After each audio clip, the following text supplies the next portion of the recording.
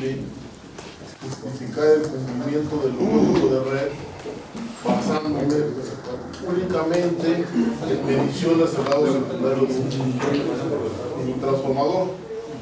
Y pues, bueno, este tema es una cuestión muy recurrente, pues, si se puede o no se puede.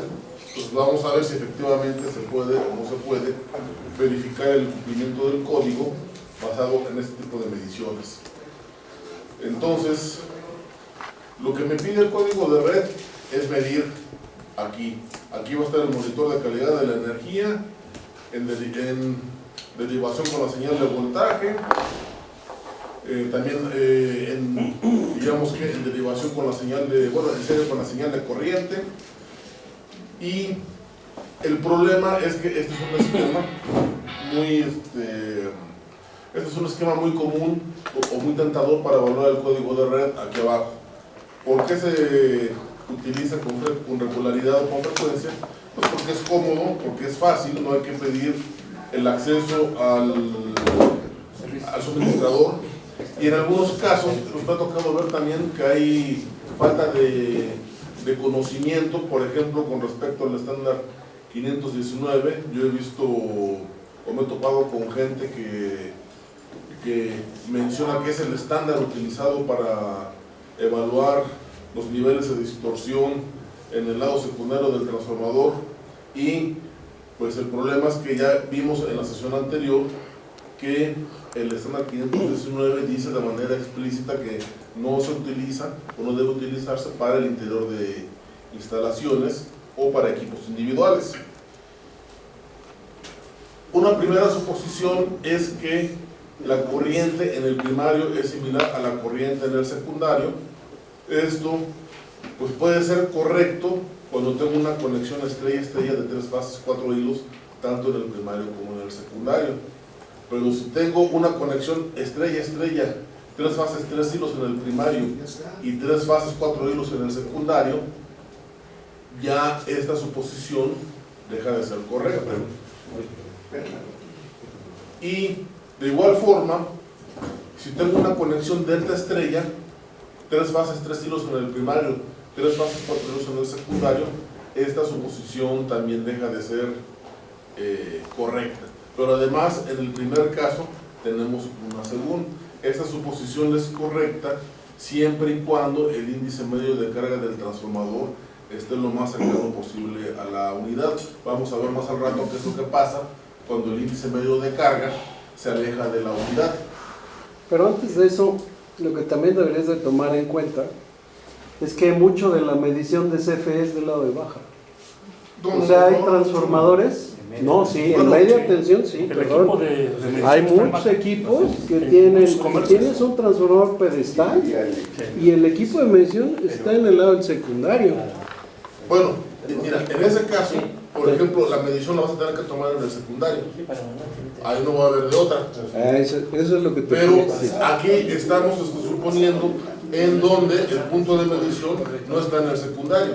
Estamos suponiendo que el punto de medición de CFE está en el primario. Y te falta otra suposición más, que de hecho a mí me tocó. Hay un hotel que por ahí, de hecho, José Luis lo conoce bien, el ex Hacienda Vistahermosa. Llega en un poste, o sea, es rural completamente el asunto, ¿no? Entonces te llega la línea en 13.200, se mete al terreno y baja los transformadores que están ahí, y tú dime, ¿y cómo le hago? Si la misma CFE no mide, no mete ni TIMS ahí de medición, lo hace todo en el lado del secundario. O sea, sí, como que hay cosas que habría que ver también lo que está haciendo la CFE como para tomar esa determinación, ¿no? Pues mira, volvemos a lo mismo. O sea, si CFE está viendo en el lado secundario, Tú también. mides en el lado secundario. Claro. Porque el problema es que si CFE mide abajo y tú mides arriba, te vas a encontrar con este mismo esquema, pero al revés. Claro. Te puedes encontrar una diferencia. Sí, claro. Y esa diferencia o puede ser a favor tuyo o puede ser a favor de CFE. Entonces, aquí el punto importante es que la medición tendría que ser en el mismo punto donde CFE está midiendo. Ahora miren, Por ejemplo, en este caso, vamos a hacer esto un poco más ancho porque si no, no se ve.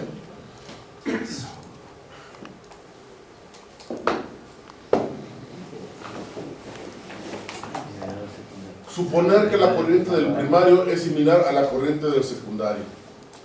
Si yo tengo armónicas en corriente, entonces voy a tener tanto componente fundamental en la estrella del primario como en la estrella del primario y en la estrella del secundario, si los ambos neutros están puestos a tierra. Bueno, o digamos que tengo un sistema más bien de 3 bases, 4 hilos.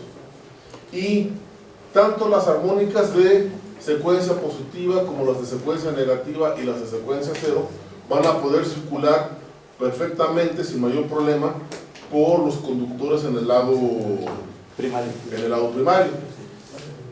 El problema es cuando, por ejemplo, la estrella del primario tiene su neutro flotante, porque en este caso las armónicas de secuencia positiva y las de secuencia negativa sí van a poder pasar del secundario al primario, pero las de secuencia cero no tienen trayectoria de retorno, puesto que falta el conductor de retorno aquí en el lado primario. Claro que digamos que esa situación, en cierta forma, es, vamos a llamarle, favorable, en el sentido de que la distorsión en el lado primario va a ser más pequeña que en el lado secundario. ¿Por qué? Pues porque vamos a estar porque la conexión va a estar impidiendo el paso de las armónicas de secuencia cero, pero sin embargo ahí ya tengo yo una diferencia. Cuando tengo una conexión en delta, la situación es más o menos similar. Las armónicas de secuencia positiva y de secuencia negativa se pueden pasar sin mayor problema del lado secundario al lado primario, a la delta, y de ahí al alimentador del primario. Las armónicas de secuencia cero se van a quedar circulando en la delta y estas no van a pasar al alimentador del lado primario siempre y cuando la carga esté balanceada aquí en el secundario. Entonces, la primera situación que tengo es que el nivel de distorsión armónica en el primario puede ser más bajo que en el lado secundario. Entonces ahí hay una diferencia a tomar en consideración. Luego, bueno, esto es digamos que la conclusión de lo que estábamos comentando en los diagramas. Aquí hay una cuestión muy interesante. Por ejemplo, supóngase que el índice medio de carga del transformador es de 0.8, es decir, el transformador está cargado aproximadamente a un 80% de su capacidad nominal. La corriente del secundario es periódica, es pulsante y tiene un ancho de pulso de 60 grados eléctricos. Entonces, la distorsión armónica de la corriente en el lado de baja tensión va a ser del 76% aproximadamente. Mientras que esa misma corriente, si yo la mido aquí arriba, va a tener una distorsión del 27%. Entonces, observen ustedes que sí cambia la distorsión de manera considerable, sobre todo cuando tengo componentes armónicas de secuencia cero. Entonces, este es un primer punto por el cual no es recomendable digamos que hacer la medición aquí en este lado y sacar inferencias sobre el lado primario. Pero tenemos otras situaciones también interesantes. Miren, esto es una medición en un transformador. Esta es la corriente en el lado de estrella del transformador. Este es su análisis espectral. Tiene un alto contenido de tercera armónica. Digamos relativamente alto, porque no es tan alto como podría ser en otras situaciones. Y esta es la corriente medida en el alimentador, en la delta. Y observen ustedes el contenido de tercera armónica. Es muy pequeño. La distorsión armónica aquí es del 13%, aquí es del 33%. Entonces, sí hay una diferencia significativa en cuanto a el nivel de distorsión que yo puedo ver en el lado secundario y en el lado primario. ¿Qué pasó? Perdón, podemos asumir, tomando en cuenta lo que se está mencionando ahorita, lo que dijo el doctor Gerardo, que si CFE está midiendo, a pesar de que es una línea de 23, a pesar de lo que fuere, está midiendo en el lado de baja, nosotros debemos de medir en el lado de baja. Sí, sí, porque mira... Ya por sistema, o sea, me refiero ya para que quede, si ellos están midiendo ahí, esa es la cometida, y ahí nos conectamos. Sí, mira, porque si nos vamos al lado de alta, empezamos con un super relajo. Mira, el asunto es que la CRE va a tomar como referencia, en la mayor parte de los casos, el equipo de CFE. Por eso, Entonces, si CFE mide en baja, tú mides en baja. Si CFE Claro. mide en alta, tú mides en alta. perfecto, está muy claro. Sí, bueno, estamos suponiéndolo, ¿no? ¿Vale? O sea, es algo que estamos asumiendo, pero la CRE no lo ha dicho claramente. Sí, Entonces, ¿Sí ya lo dijo? disposiciones Ah, ok. administrativas. Hay videos de carácter donde lo han general. subido, Ok, perfecto. Pero incluso ahí, bueno, pues lo que estamos viendo es que si tú mides en el caso de la delta, la distorsión armónica va a ser en dosis de primario. Así Y es. se supone que ahí todos los parámetros que te van a evaluar están referenciados al punto de conexión. Ahí no tendrías problemas. Sí, digamos que si tú, por ejemplo, vienes en el secundario y te da que cumplir, pues por supuesto que vas a cumplir en el primario. Digamos que, por eso les comentaba que eso es un punto a favor, Claro. pero hay puntos en contra. Y un punto en contra está relacionado con el índice medio de carga del transformador, en donde el índice medio de carga lo defino como la corriente media entre la corriente nominal del transformador. Y en este caso, si el índice medio de carga es muy cercano a la unidad, entonces la corriente de carga en el primario y en el secundario son muy parecidas. Pero si el índice medio de carga se aleja mucho de la unidad, puede haber diferencias significativas entre lo que se ve en el secundario y lo que se ve en el primario. Y por ejemplo, aquí tenemos pues un diagrama de circuito en donde yo tengo aquí una corriente de carga en el lado secundario. Esta corriente de carga se induce para acá en el lado primario, pero esta es la corriente de vacío del transformador. Entonces la corriente que yo mido en el lado de alta trae la influencia de la corriente de carga inducida en el lado primario más la corriente de vacío. Como aquí la corriente de carga es muy alta, entonces la influencia de la corriente de vacío en lo que yo mido en el lado de alta es prácticamente nula. Pero el problema es cuando mi corriente de carga es muy baja, porque en ese caso la corriente de carga prácticamente compite con la corriente de vacío del transformador. ¿Y cuál es el problema aquí? El problema aquí es que una corriente de excitación de transformador, como esta que les estoy mostrando en la figura, tiene un contenido armónico relativamente alto, 35% aproximadamente, puede cambiar dependiendo del transformador. Es una corriente altamente reactiva con un ángulo de fase que le tira aproximadamente 85 grados en atraso.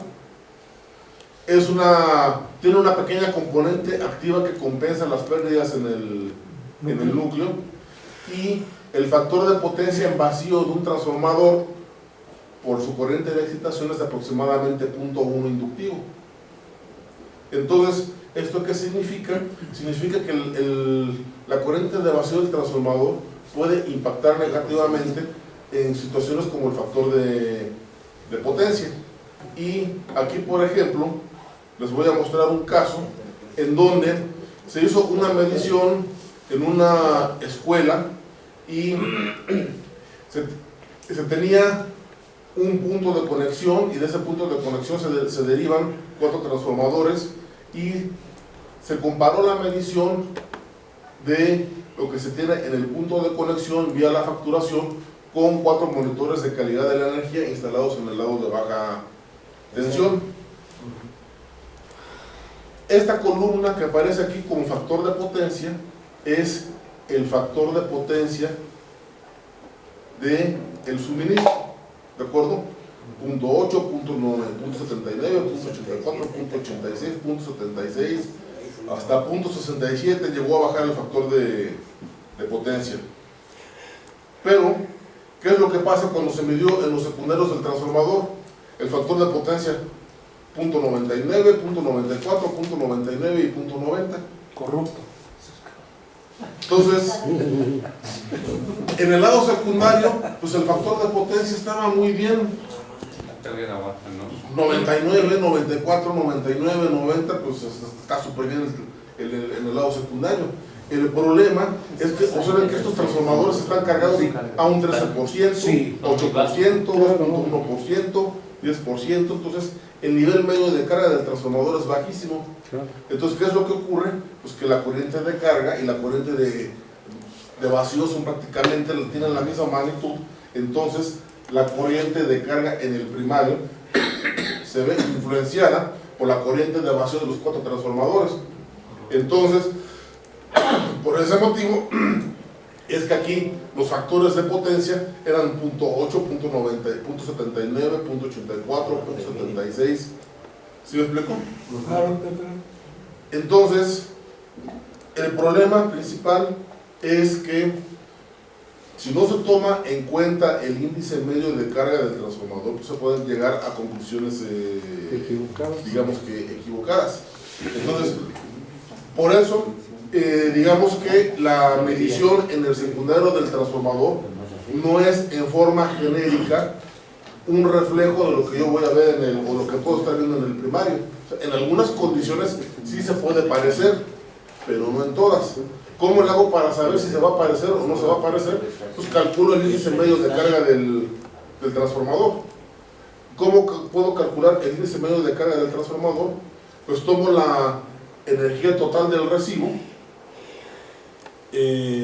con la energía total del recibo, esa energía la divido entre el tiempo del periodo de facturación para obtener una demanda media. La demanda media la divido entre raíz de 3 por el voltaje nominal en el primario por el factor de potencia del recibo, y eso me da una corriente media. Esa corriente la comparo contra la corriente nominal del transformador, y ahí me voy a dar cuenta del índice medio de carga del mismo. Entonces, si el índice medio de carga está muy abajo, tengan por seguro de que lo que ustedes están viendo en el secundario va a ser muy diferente a lo que se está viendo en el primario. Entonces, por eso, pero volvemos a lo mismo, ya para qué, con todo respeto, ya para qué lo hagas. Si dices, si debo de medir en alta porque me van a medir con ese patrón en alta, pues lo voy a meter en alta. ¿Para qué me meto en baja donde no voy a poder comparar? Voy a tener que hacer todo ese cálculo. Es como,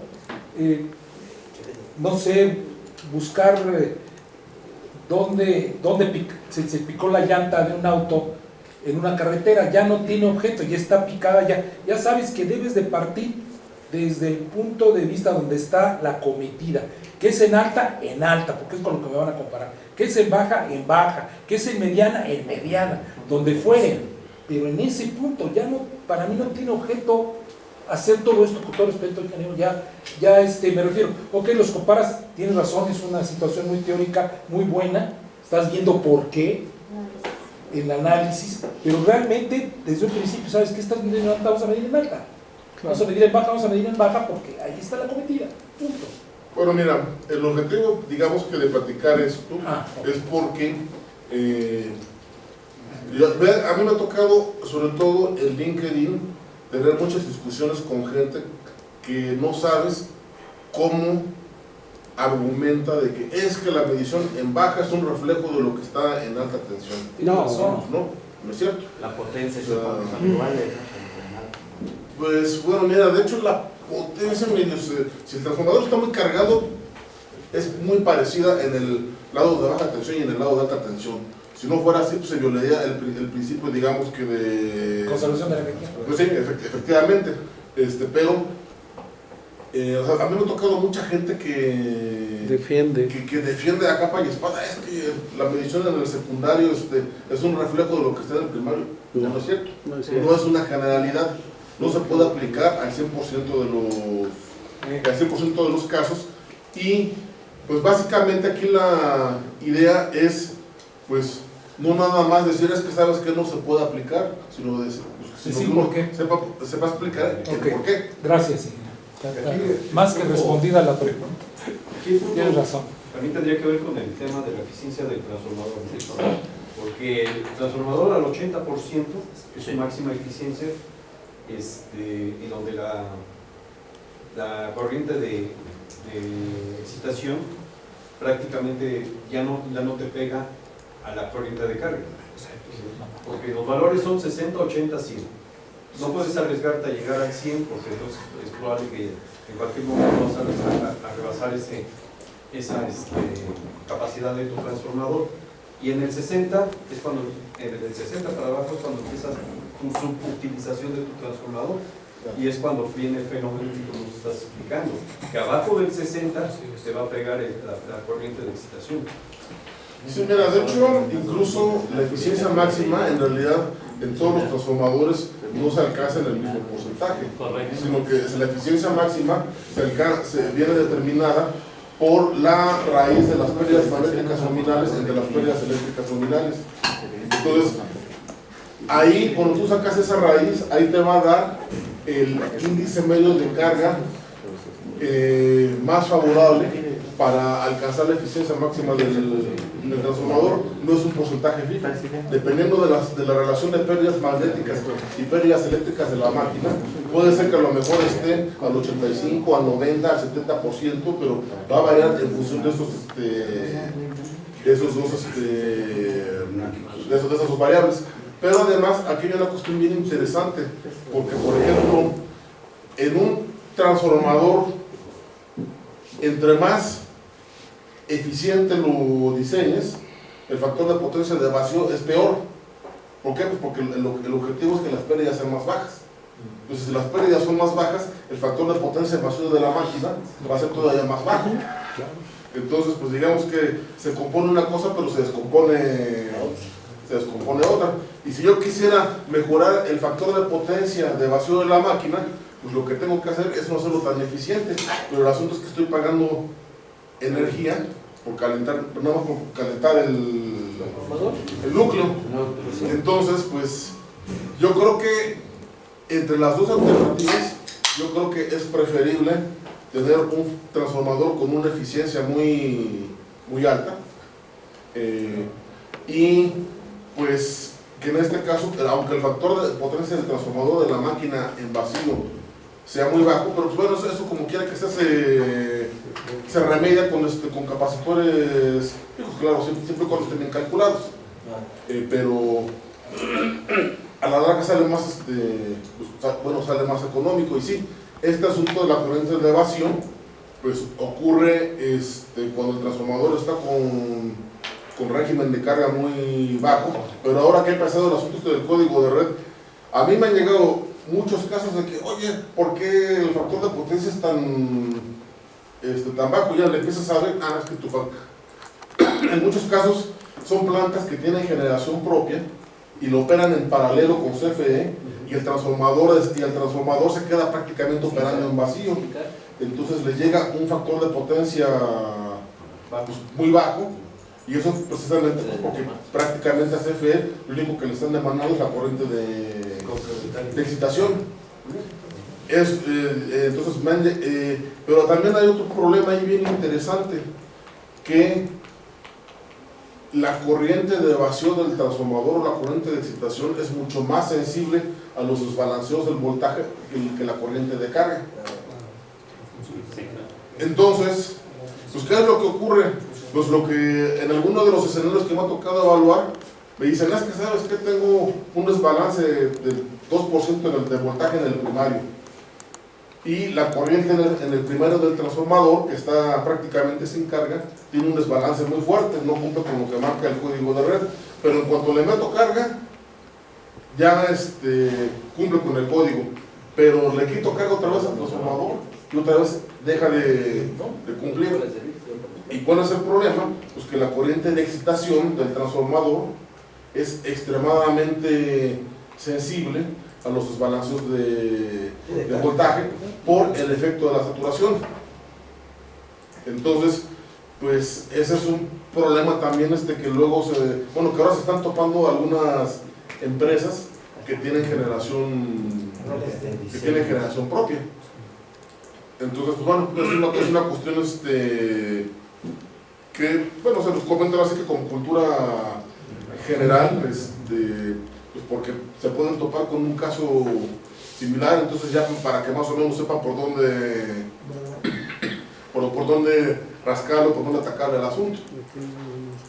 Ok, ingeniero, pero también hay transformadores, sobre todo los enfriados por aceite, que los puedes sobrecargar 30 y creo que es un 40% en forma permanente si los enfrías, o AFA, todo el sistema aire forzado, todo. Entonces, ¿qué pasa en esa situación? El transformador lo llevas al 100% y te dice ahí no necesito nada.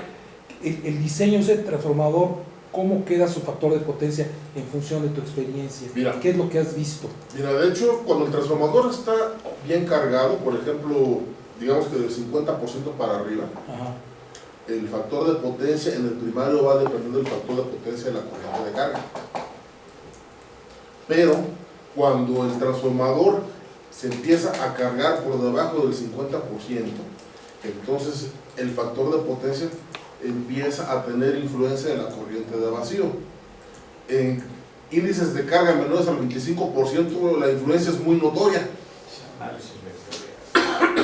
Pero en índices de carga del 50% para arriba, digamos que la influencia es prácticamente imperceptible. O sea, el factor de potencia que tú tengas en la corriente de carga va a ser el factor de potencia que tú estás viendo en la corriente del lado primario. Entonces, si en un determinado momento un transformador, en este caso, para esta situación, relativamente chico o bien dimensionado, te va a ayudar mucho, y cuando necesites carga adicional, pues metes los sistemas de enfriamiento, FA, aire forzado, y lo llevas a un 30 o a lo mejor hasta un 40% de sobrecarga en los que están enfriados por aceite, porque los enfriados por aire, esos empiezan a oler bien, o sea, truenan muy bonitos.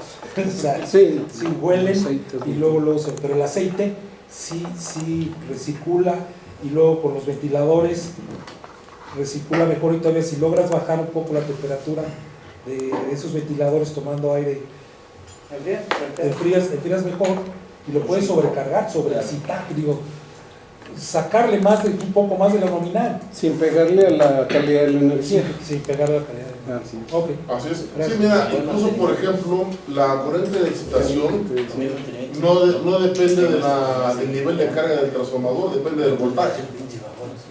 Entonces, si tú tienes un transformador con esas características y le extraes el 100, el 110, el 120 o el 130%, ya a ese nivel de carga la corriente de excitación ni pinta, porque esa nada más depende del voltaje, no depende del nivel de carga que le metes a la máquina. Claro. Pero es para las pérdidas en el núcleo, sí, pero no así para las pérdidas en el cobre. Pero yo no estoy hablando de pérdidas en el cobre, estoy hablando nada más de la corriente de vacío de la máquina. Sí, ya, si tú evidentemente empiezas a cargar más la máquina, se empieza a tener más pérdidas en el cobre, y evidentemente que lo vas a empezar a operar a eficiencias más bajas. Pero sí, tienes razón, o sea, las del núcleo, las del vacío dependen directamente de la tensión, independientemente del nivel de carga que pueda tener. Puede estar en vacío con una tensión baja y incrementar esas pérdidas. Así es. Sí, la RI cuadrada, ¿no? Es a lo que te refieres finalmente. El calentamiento del cobre. No, del núcleo. Del núcleo, aparte. Sí, del núcleo. Las del núcleo sí dependen de la tensión. ¿Qué pasó? Okay. Por ejemplo, en el centro de datos, donde normalmente utilizamos el arreglo de selectivo secundario, en donde son dos transformadores con un inductor de enlace, y hay redundancia. ¿Qué quiere decir? De que normalmente a su máxima capacidad de trabajar en el centro de datos, lo más que podemos tener es que están trabajando el 50%. ¿Por qué? El día que por alguna razón no opera un transformador, entonces el otro puede seguir operando con toda la carga. ¿Qué hay que decir? Que vamos a estar en la condición normal, el 99 y pico por ciento de la vida del transformador, con entre 0.25 y 0.50. Ahí ¿Qué recomendarías tú? Obviamente, tal parece que tiene que ser lo más adecuado en la extensión. El problema es que la colocación de los T6, ¿cómo le haces? Pero sé que se refiere, participé con el Inge en el proyecto que dice, ahí tenemos los transformadores como al 40% y traemos factores de potencia de 99. ¿En el secundario? En el primario, estamos viendo en el primario. Ajá. Y la máxima eficiencia del transformador está para entre un 45 a un 60% de su capacidad. Ok. Y una pregunta, ¿han comparado el factor de potencia del primario con el secundario? Sí, están prácticamente similares, pero sí tenemos estrella aterrizada. Ok, estrella. Cuando dices prácticamente, ¿hay alguna diferencia o no se alcanza a No se alcanza a percibir. Ok. Es lo que nosotros hacemos normalmente, porque usar conexión estrella, 3 fases 4 hilos. Ok. Pues mira, hay por ejemplo en esa situación,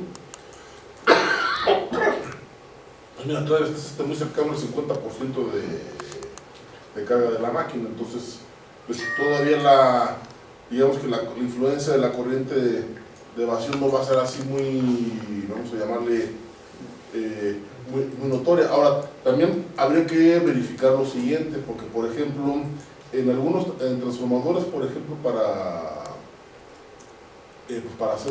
centros de carga,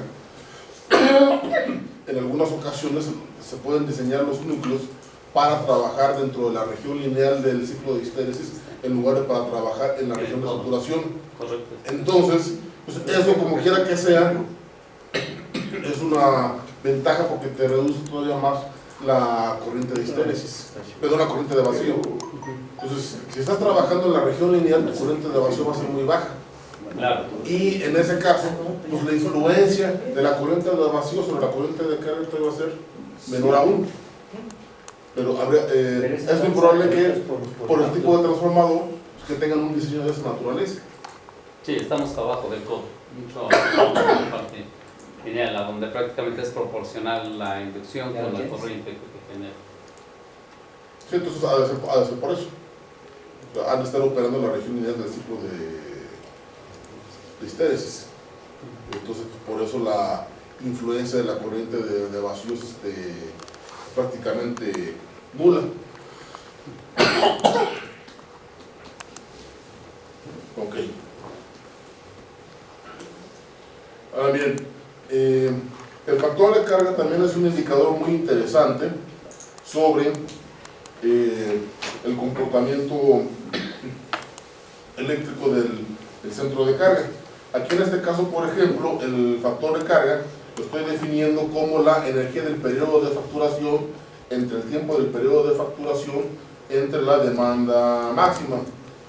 Y esto es un indicador de cómo es el perfil de demanda durante un periodo de facturación. Y, por ejemplo, si yo tengo un factor de carga de 0.25, significa que mi demanda máxima es 4 veces más grande que la demanda media.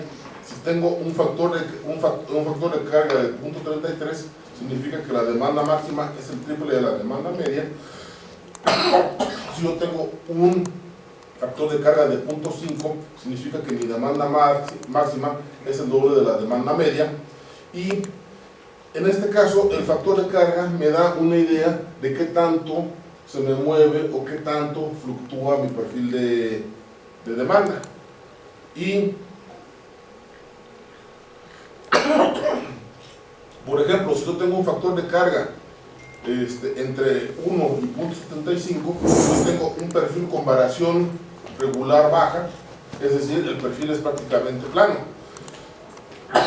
Pero si yo tengo un factor de carga entre 0.5 y 0.75, significa que el perfil tiene una variación de regular media a regular baja.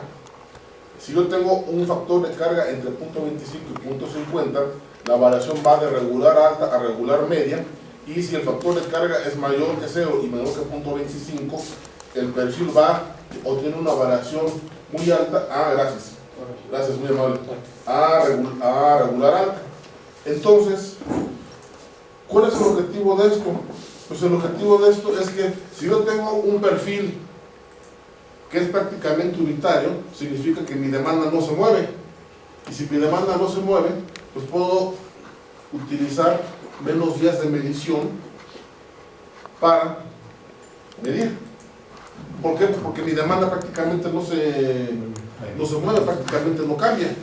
Aquí, por ejemplo, tengo una medición para un usuario con factor de carga de punto 5. Aquí observen ustedes cómo el perfil de demanda tiene variaciones relativamente fuertes.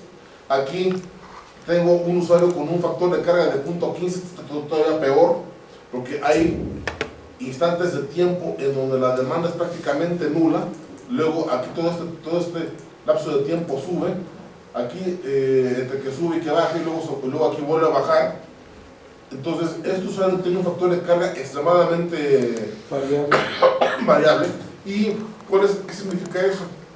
Significa que entre más bajo sea el factor de carga, el tiempo de medición tiene que ser más largo. ¿Por qué? Porque entre más bajo sea el factor de carga, significa que hay más periodos en donde la demanda es extremadamente baja. Entonces,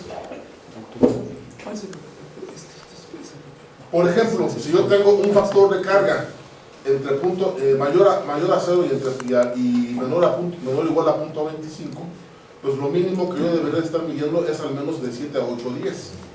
Si se puede más, pues mejor aún, pero digamos que eso es una recomendación en cuanto a tiempo mínimo de medición. Pero si tengo un factor de carga muy bien portado que está entre 0.75 y 1, pues la medición podría ser de un par de días al menos. Si se puede de 7 días, que es lo que marca digamos que la recomendación de CFE para la parte de armónicas, para la parte de desbalance y para para esos dos, entonces hay que hacerlo. Pero si por algún motivo no es posible medir por ese lapso de tiempo, bueno, pues estos serían los tiempos mínimos de medición recomendables para efectos de hacer una medición en términos del factor de carga. ¿Se me explicó? Entonces, observen ustedes que el factor de carga es una figura de mérito muy interesante, porque se le puede sacar mucha información a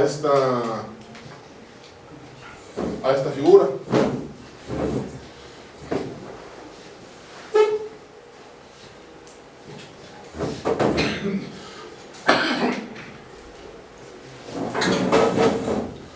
Ok, entonces, aquí como conclusiones es que el tipo de conexión y el índice medio de carga del transformador influyen en dónde realizar la medición para valorar el código de red. Si yo hago una medición en el lado de baja tensión, se pueden tener datos que no son el reflejo de lo que se está midiendo en el primario, cuando se tienen estas condiciones. Conexiones que confieran las armónicas de secuencia cero de corriente, y cuando el índice medio de carga del transformador está por debajo de 0.25. Y esto aplica en el caso que también comentaron, en donde podría ser al revés, que CFE midiera en el lado de baja y que yo midiera en el lado de alta. O sea, voy a tener, digamos que, una disparidad en cuanto a las lecturas. Entonces, lo que no es recomendable es evaluar el código de red utilizando únicamente mediciones en el lado secundario de un transformador en vez del PC. Claro que esto también tiene el asegún de lo que comentaban ustedes hace un momento. Si el PC está en el secundario, entonces tampoco puedo evaluar el código de red con mediciones únicamente en el lado primario. ¿De acuerdo? Suponiendo que el punto de conexión está en el secundario. Está en el secundario. Para la CRE, es el secundario. Por eso. Perdona, tengo una duda. Sobre esa última nota. Dice, no se recomienda de ninguna forma evaluar el código de red utilizando únicamente mediciones en el lado secundario de un transformador en vez del lado del punto de conexión. punto de conexión. Ahora, sin embargo, cuando el punto de conexión está en el secundario, Bueno, ahí sí. ¿no? Pero, bueno, aquí en este caso, toma en cuenta que el planteamiento que yo hice en un principio fue que el punto de conexión lo tenía en el primario. Si el punto de conexión lo tienes en el secundario, te queda la misma frase, solamente que al revés. O sea, no puedes, en este caso, evaluar el cumplimiento del código de red con, si tu punto de conexión está en el secundario, con mediciones únicamente en el primario. No, claro que no, sí. Las disposiciones administrativas y el mismo código de red es muy claro. Dice que donde se va a evaluar, donde te va a evaluar el SENACE es donde esté tu punto de conexión, y el punto de conexión está en el secundario, pues ahí. Yo pienso que estarle brincando a lo que ocurre en el lado primario, pues como que no hay mucha razón de ser, porque pues ya la CRE y el SENACE ya dijeron donde está el punto de conexión, ¿verdad? Lo que trata de explicar es las razones por lo que dice, que hay gente que tomó las lecturas en el lado primario o el lado secundario en contra de lo que tenía, ¿no? Entonces ahorita ya sabemos por qué es conveniente o poderles discutir. No, mira, tú debes de tomarlas, es que son iguales, que las debes de tomar donde... Y es que son muy parecidas. Pues sí, pero no lo son, ya vimos por qué. Estamos perdiendo el tiempo. Ya vimos la andar razón. viendo qué pasa en el primario. Bueno, ok. Pero bueno.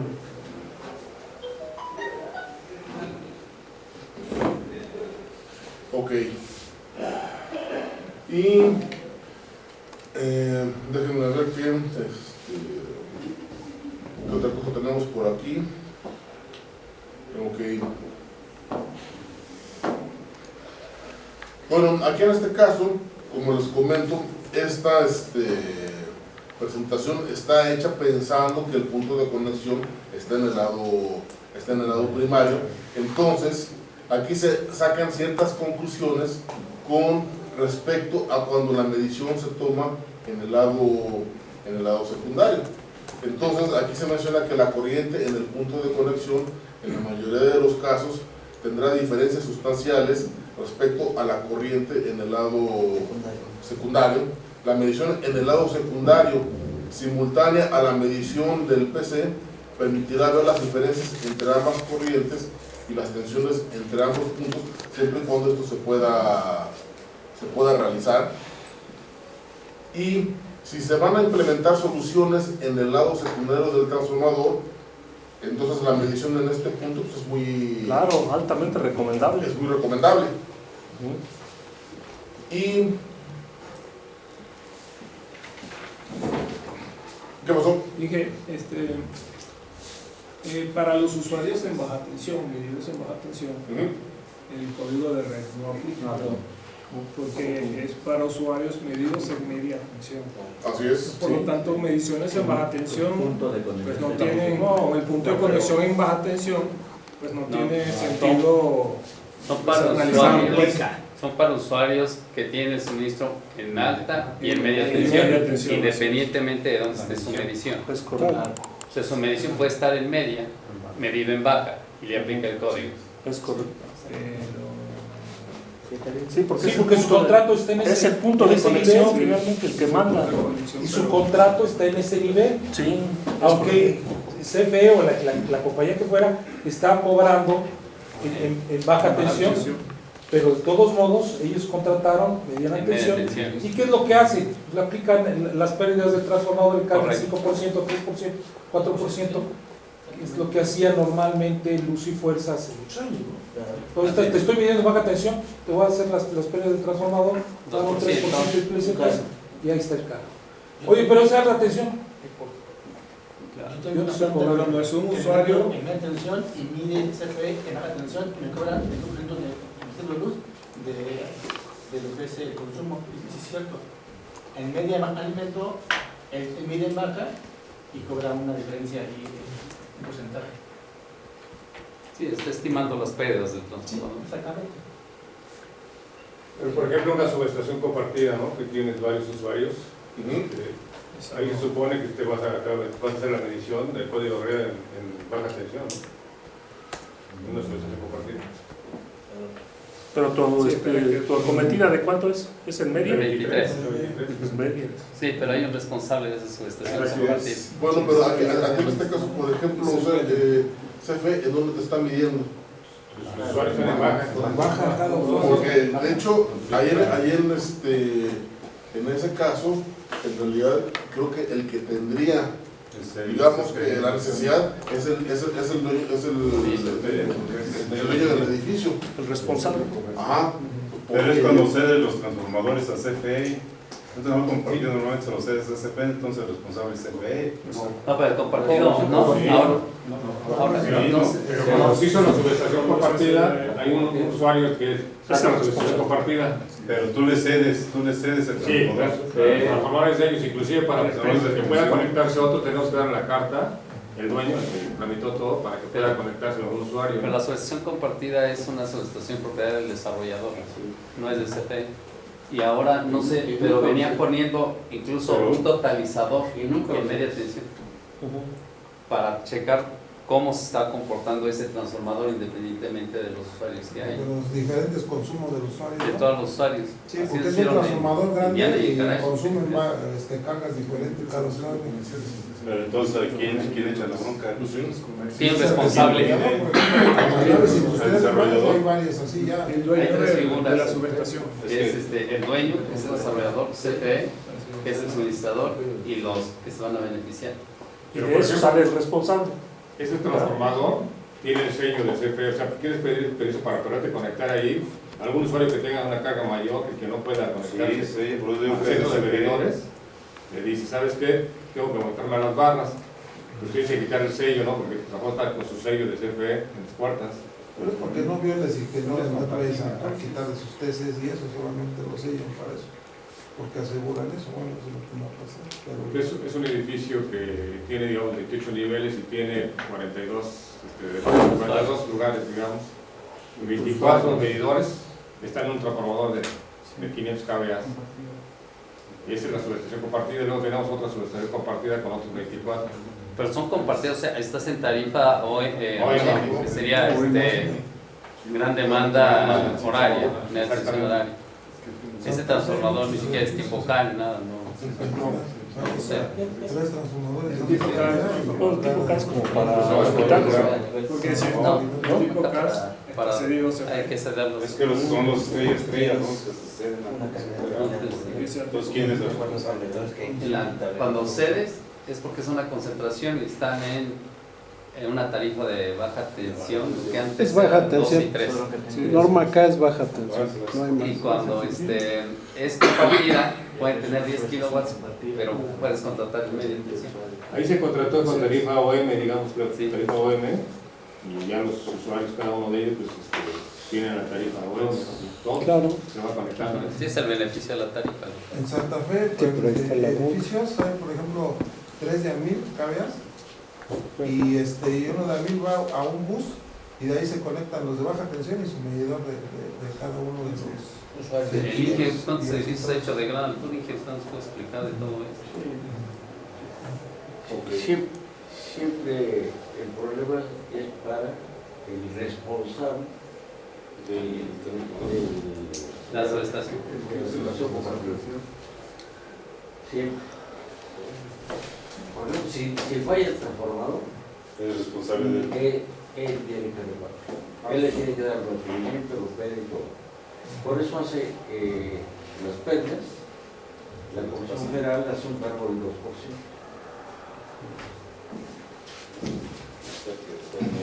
Ok, bien. Y nada más por último, hay una situación que hay que tener también mucho cuidado. No sé si se acuerdan de esto que José nos presentó hace un mes, que fue el estudio que él realizó o que presentó un caso de éxito. Se llama José López. José López. Ajá. Porque bueno, lo ideal sería que él estuviera aquí porque yo tuve la oportunidad de estar aquí, obviamente me pasaron copia del reporte y aquí hay una situación que déjenme hacer esto más grande porque si no nos alcanza a ver.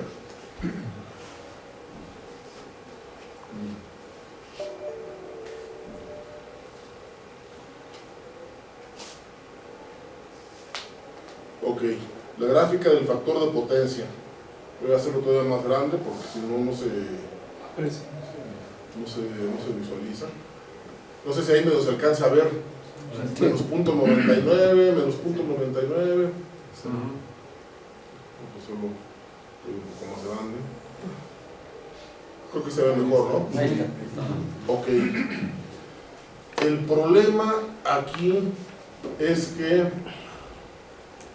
observen que lo está reportando como menos punto 99 inductivo y ese es factor de potencia capacitivo. Sí. O sea, entonces, si ustedes se van a la gráfica, por ejemplo, de potencia reactiva, toda la potencia reactiva es negativa. Está entregando. Entonces, significa que se está entregando potencia reactiva hacia la red. Entonces, hay que seguir esta convención de signos.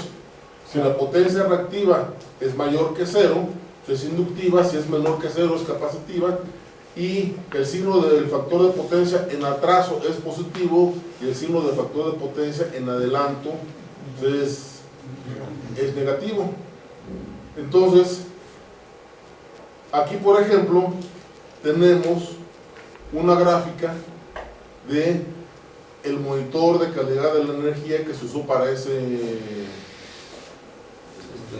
estudio.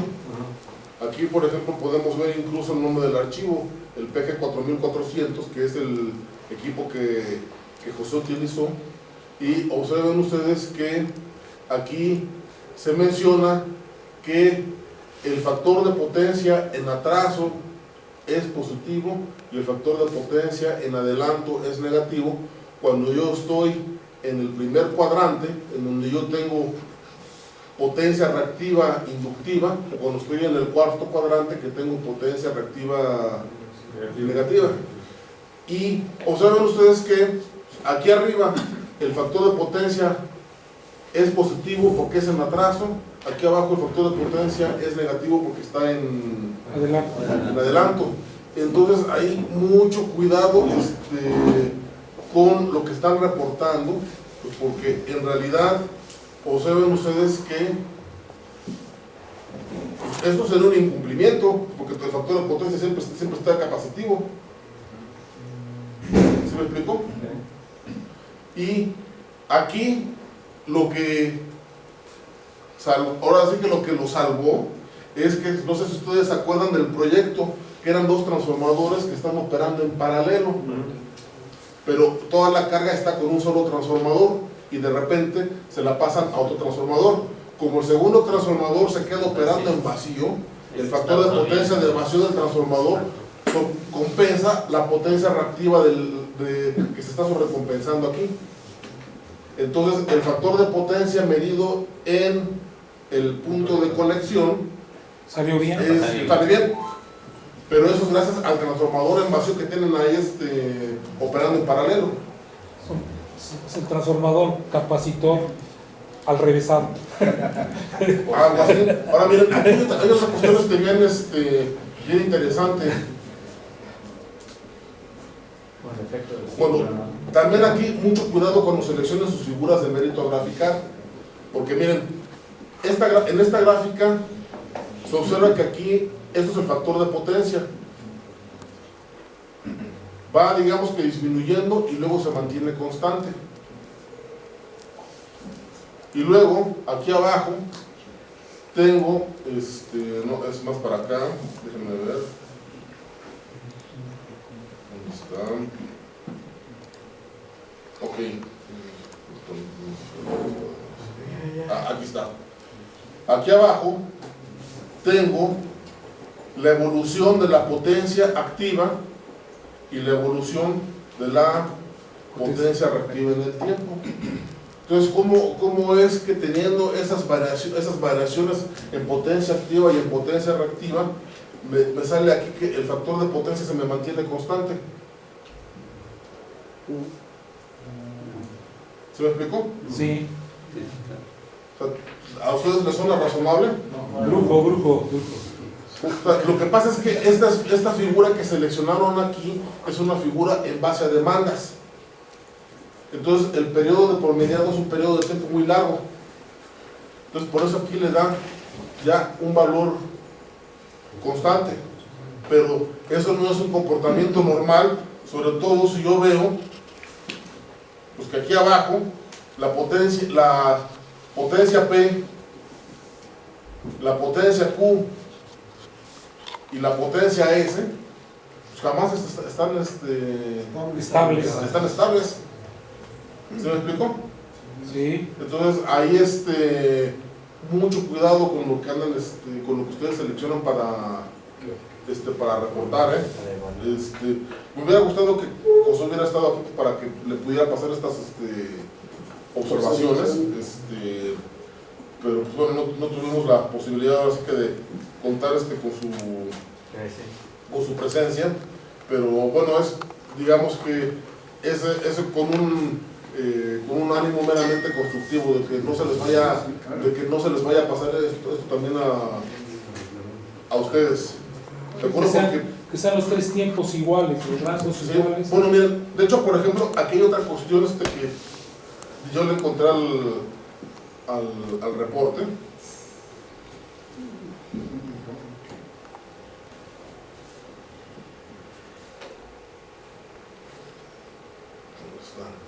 Hay una parte en donde mencionan ponen aquí el perfil de voltaje y ponen luego aquí abajo el perfil de corriente. Eso está muy bien, pero el problema es que las fechas no cuadran. O sea, para el perfil de voltaje empiezan con el día 29 y terminan con el día casi 4. Y luego con el perfil de corriente, ¿se acuerdan que él dijo que midió durante 16 días? Está reportando aquí las corrientes de la segunda semana. Y el voltaje son los voltajes de la primera. Entonces, ¿cuál es el problema?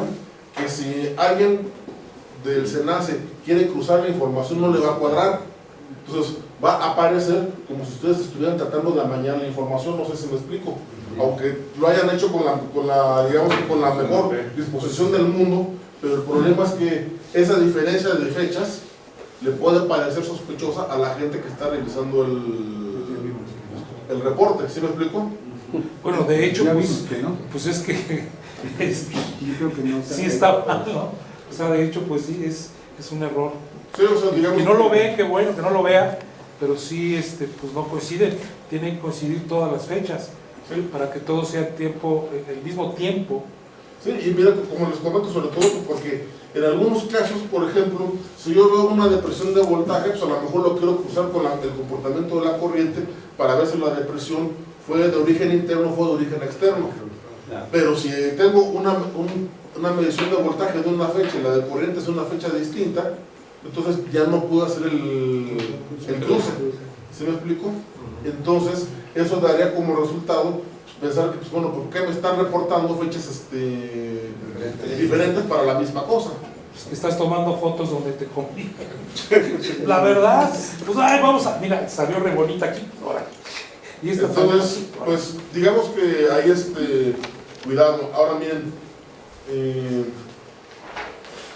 por ejemplo, aquí ustedes saben que el código de red marca que se debe de cumplir con una distorsión armónica total en demanda, que es, aquí en este caso se marcó como 3.22%, que es el máximo. Bueno, el 3.22% fue el máximo detectado, está por debajo del máximo, que es el 4%. Pero, si ustedes, por ejemplo, se van a la gráfica de la fase A, aquí este pico está por arriba del 4%. Entonces, aquí digamos que ya tenemos una situación que caería en un hipotético no cumplimiento. ¿Sí me explico? Porque el problema del código de red es que, a diferencia del estándar 519 de la versión de 2014, no establece cumplimientos por percentiles, sino que es a rajatabla, cumples o no cumples. ¿Sí me explico? Exactamente, entonces, pues con un valor que se paga